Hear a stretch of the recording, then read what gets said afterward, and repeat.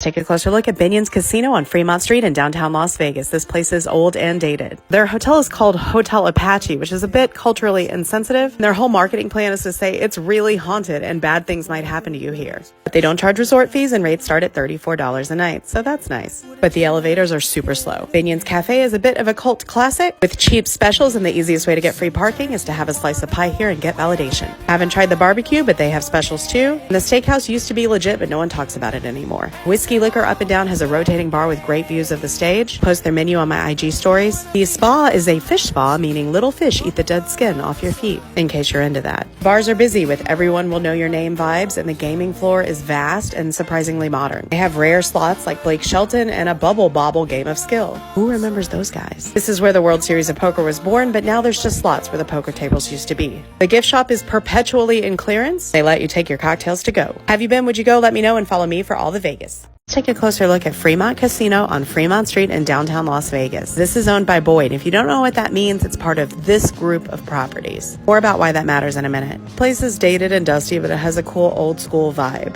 Look at all the wood paneling and brass. This is a really good price on a 32-ounce beer on Fremont, and $3 Heinekens can't be beat. This property is in the middle of a major facelift, total overhaul and renovation. They have a little cafe that usually has a line and a food court, but the real gem here is a Dunkin' Donuts. Steakhouse is a Tony Roma's, and they have specials, but I've never been there. If you have, let me know. The sportsbook is small, and it's a bit of a papaw fest. If you love old school slots, this is the place to play. And here's why it matters that Boyd owns it. See the 96% payback? Their slots pay, and they comp generously. The real draw here is that you're open air to Fremont Street, which means you can walk right out the doors, get down, find some trouble to get into, listen to free live music, live your best life. Have you been? Would you go? Let me know and follow me for all the Vegas. Let's take a closer look at the Plaza in downtown Las Vegas on Fremont Street. This is a classic Vegas hotel. It's been in a ton of movies. Usually classic means it's going to be vintage but suck. But they're doing a lot to make this place relevant and fun again. It's shockingly nice inside, especially since the room rates start around $31 a night before fees. They have Keno and the only live bingo on Fremont Street. And look, Brian Christopher Slots, he has his own section. He's a slot streamer. This is very forward thinking. You can redeem your points for his merch. Love Brian, so cool. Oscars is their steakhouse named after the former mayor. Hash House used to be good, but not so much. I haven't eaten at Pop-Up. If you have, let me know. They have a McDonald's and the most hoppin' Subway in Vegas. Seriously, who's still eating at Subway? It is 24 hours though. The sportsbook is small but efficient, and they have the largest collection of Wheel of Fortune slots I've seen anywhere. Who knew there were so many variations of this game? They sell their own casino merch, and they have a showroom that brings in regularly good talent. This is a steal to be walking distance to Fremont. Have you been? Would you go? Let me know and follow me for all the Vegas. Let's take a closer look at Main Street Station in downtown Las Vegas. This was one of the last casinos to reopen after the COVID closures, and I'm glad it did. This place is a vibe.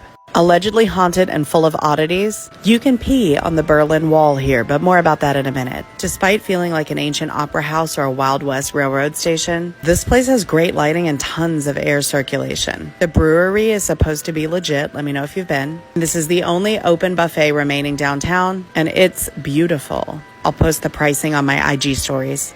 There's an upstairs, which I was super excited about, but it appears to be mostly abandoned or maybe for private parties. There were a couple of pool tables up there. The elevator is super trippy, and you should check it out. The original developer, Bob Snow, was an antique collector, and there are some crazy rare ones here. There's a pamphlet that tells you all about them. Just ask security for one. There's an actual chunk of Berlin Wall, and I've got a video about that coming out later today. I'll put some cool details in the comments. Have you been? Would you go? Let me know and follow me for all the Vegas.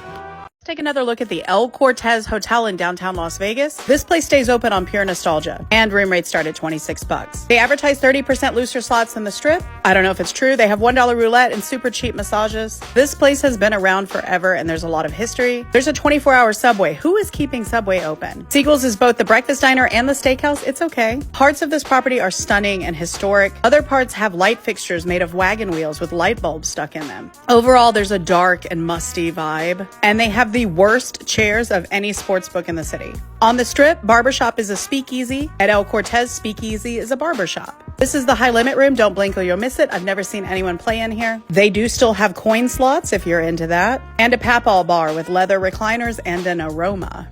They do keep the doors open to help with the smoke, and you can walk right out to Fremont Street. Have you been? Would you go? Let me know and follow me for all the Vegas.